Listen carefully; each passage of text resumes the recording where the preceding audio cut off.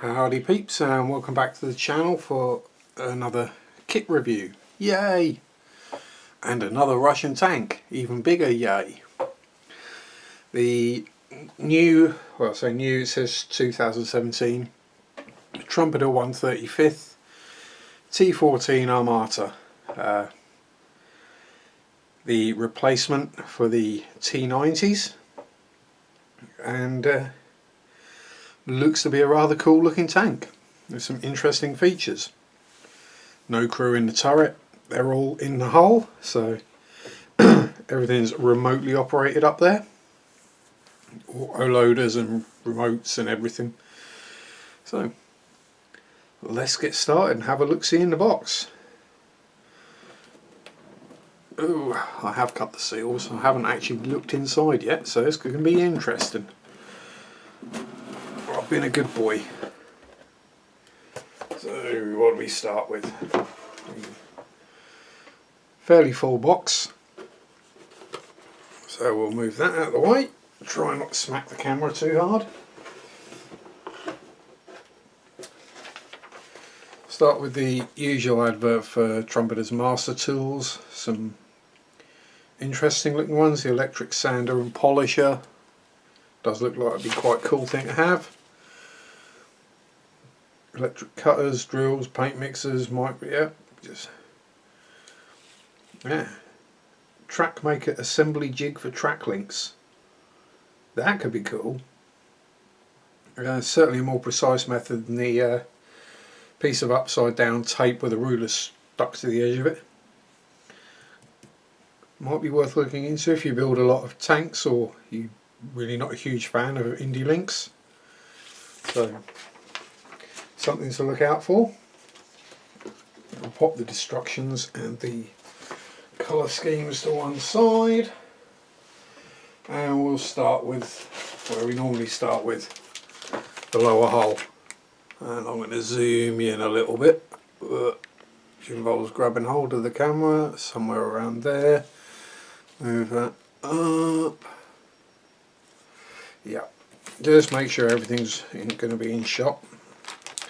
As you know what I'm like, I tend to start looking at things closely and then pulling them all out of shot. So, lower hull. I've noticed of late Trumpeter doing a lot more slide moulding, so this is going to be a interesting kit to look through, being fairly, or very up to date. So, first impression, it sits flat, which is always a good sign. No date inside, just the mould number. Not a huge amount of detail on the outside of it. I wouldn't have thought there would be anyway. It's all going to be covered in wheels and side skirts and no matter what anyway. I've got to stop saying anyway. Plenty of detail underneath. Various hatches, etc. None of it's ever going to be visible unless you're modelling it blown up or on its side, being driven by Carl. Yeah, you only had one job to do, Carl. So lower hull's looking good, and we'll start with the big sprues.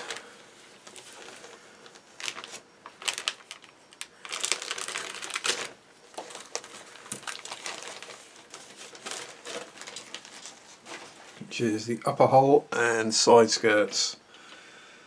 Lots of detail on the upper hull. Some lovely, very subtle textures. You might be out here, down the front here. And this is all smooth. We've got some nice, really nice weld lines. I'm going to actually zoom in a little more so we can see what we're talking about, and I can get a pokey device. Paintbrush will do, as usual. Let's see if I get you nice and close. It might focus on the, so you can see the difference in the textures between the different plates and the welds, how fine the panel lines and the rivets are. Moving back to the turret ring, all looking really nice. And this is a pretty damn complex mould, I've got to say. And we go to the rear deck. The louvers, moulded solid, but there is photo etch she got over those, I believe. And down to the back end. The side skirts, very similar story, same levels of detail, cleanly moulded, flashless.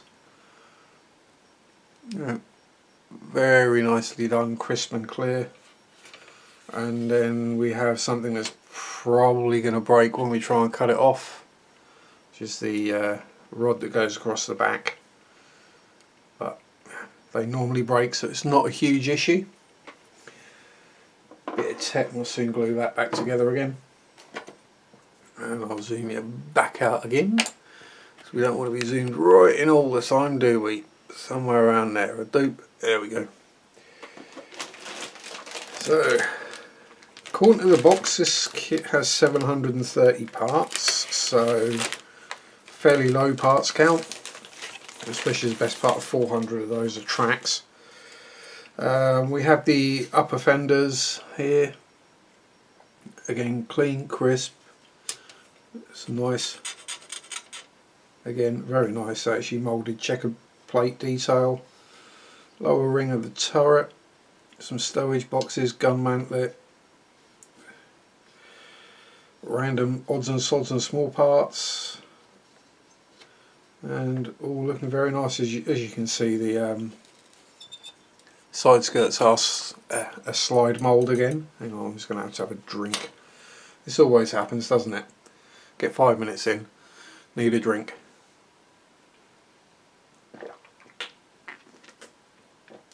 About 8 minutes in, I'll probably need a belch. Right.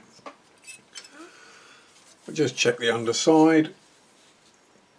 Yes, we do have eject pin marks on the undersides of the skirts. That's really not a problem. You can fill them if you'd like, but they're never ever ever going to be visible, and you're just completely wasting your time. Well, unless you're the kind of guy who likes to flip his tank upside down and get a really bright light and a inspection mirror to check. But I'd say it was more of a failure on the person who was building its humanity than anything else. Next sprue we have the Slat Armor, gun barrel, mud flaps and random ancillary parts, some of which I recognise from T90s, searchlights, etc. And again, nice crisp clean moulding. Gun barrel looks good. Yes, it's in 2 halves, but if you can't deal with that, don't build tanks. You know, it's really not that difficult to sort the seam out in a 2-piece barrel. You know, by the time you found one online, ordered it, a metal replacement that is, I say, the time it takes you to find one, make sure it's the right one, order it, and then stick it in. You could easily have put the plastic one together and sorted it. You know, and if you do a good job, there's no telling the difference. Anyway, a little rant about that kind of thing. There's the same with going with full tracks on something like this, because at least half of the track, the bit where you really want the frills for to get the sag, is completely invisible. And as we see, the back of the sprue, yeah, normal minor ejector pin marks, but on the parts where it might be visible, they've added ejector pads onto the sprue, so that's all good. Well, don't get me wrong, if you want to go all out and buy metal barrels and metal tracks and do all that good stuff, then go for it. I'm not saying don't do it, I'm saying don't, just don't do it as a matter of course. Do it on vehicles that might need it rather than vehicles that don't. Oh, we've got one of the sprockets has fallen off the sprue. This is why we're always careful when we take them out of the bags, and we check there's nothing left behind. These are 2 identical sprues. sprue D. And we have the sprockets, the idlers, and again a bunch of random small ancillary parts. The headlight surrounds. They're actually fairly clean and tidy. There's not a huge amount, if any, flash on there. There's just a little bit of fluffiness. Easily scraped off with a knife or with your favourite brand of ultimate sanders. And things like this, if you can't get a sanding stick in the gap because it's too thick, you can get one of the newer customisable sanding sponges where you just cut a small slice off and use that.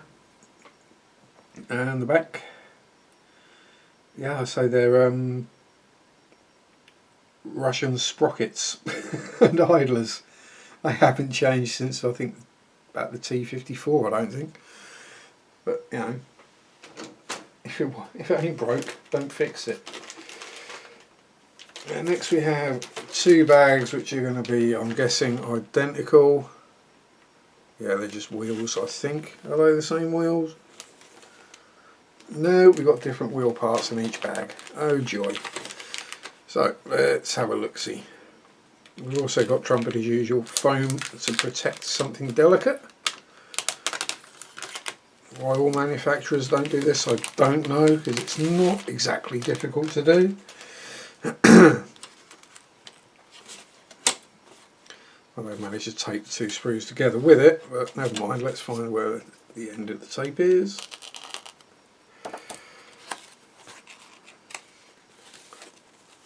And see what they're protecting. Ah, right, yeah. Lots of fiddly delicate parts. Well worth adding the extra protection. So these look like the back sides of the wheels, and they're the front sides. Pass. Yeah, suspension arms, grenade launchers, minuscule grab handles, all sorts of fiddly teeny tiny parts on there, but they're all looking good. And heck, even the towing hook eyes have been slide moulded, which is, you know, we'll re-wrap these just to be safe, as you know, just to keep things protected. Oh, random hair, a bit curly that one. You don't really want to see that. Right. So the other wheel sprue. I think do these look identical? I think they are identical. Yep, and the other bag of wheels is the same sprues. So that leaves us down to the last couple of bits of grey plastic. Upper and lower turret halves. Which, there we go. So, lower part. Interesting shape. I wouldn't want to have had to figure out how to mould that. That's got to be a multi-slide, I think. But again, crisp, clean. Wobbles about, but it's not completely flat on the bottom, so that's not a concern. It's just whether it lines up with the top part. Again, we've got the ejector pins on the inside, but there's no detail inside the turret, no hatches to leave open, so okay, there's no crew in here, you don't need a hatch, do you? So the upper part of the turret, and I will say excuse the primer thumb and fingers. It's what happens when you've been painting. And yes, the upper part of the turret, same kind of detail as the upper hull. And you can see that would be an awkward bugger to try and mould. There's so many undercuts, and I have no idea actually how. There's got to be at least a 4-part mould, because you can have the top, the bottom. You've got to have a bit coming in from the front and from the back. And then you got holes through both directions. Yeah, congrats, Trumpeter. This would have been an absolute sod to figure out how to set the mould up for. I'm no doubt, oh, no doubt somebody who knows these things and go, nah, that's easy, but when you consider some manufacturers can't get a two-piece mould right. Let's have a quick look. I know we still got the sprue ejector gates on there, but it all looks to line up fairly accurately. It's going to be a cool looking turret when it's done. And next up we have what is relatively famous to anyone who's built one of the later T90 type variants, the track sprues. Indie Link, separate guide horns, comes with a jig. Don't use it because you've just got to do the tracks to the jig. They're not workable, but they do look really good. They don't need any extras.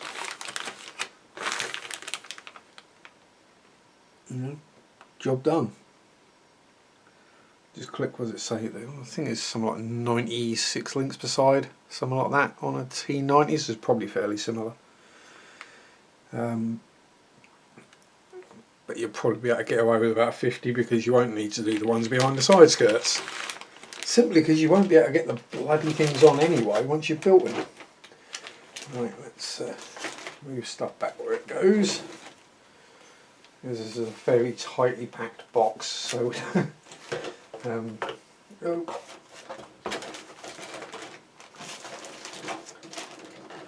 this is, it might go back in, we might get lucky. Right. Then we got the other bits that come in the kit, which comes in separate bags. So first of all we have 2 sets of decals. I won't bother getting them out, they're typical Trumpeter decals. They'll go down, they won't give you much problem. They're going on flat plate armour anyway, so. And looking through the paper, they look to be, you know, in register, which is all you really need. Tank decals, not a huge problem. And we get the clear parts, of which there are 1, 2, 3, 4, 5, 6. Yeah, they're clear parts. They don't need to be clear because you're not going to see through anything. And we have the usual up your nose with a rubber hose vinyl tubing, the braided copper tow cable, which is always helpful, and for Trumpeter a fairly small sheet of photo etch, which we got 2 bits to bend, and probably have to bend those tiny little ones as well. And the rest is just grills and louvers that stick straight on. So that'll be nice and easy to do. There won't be any problems with that.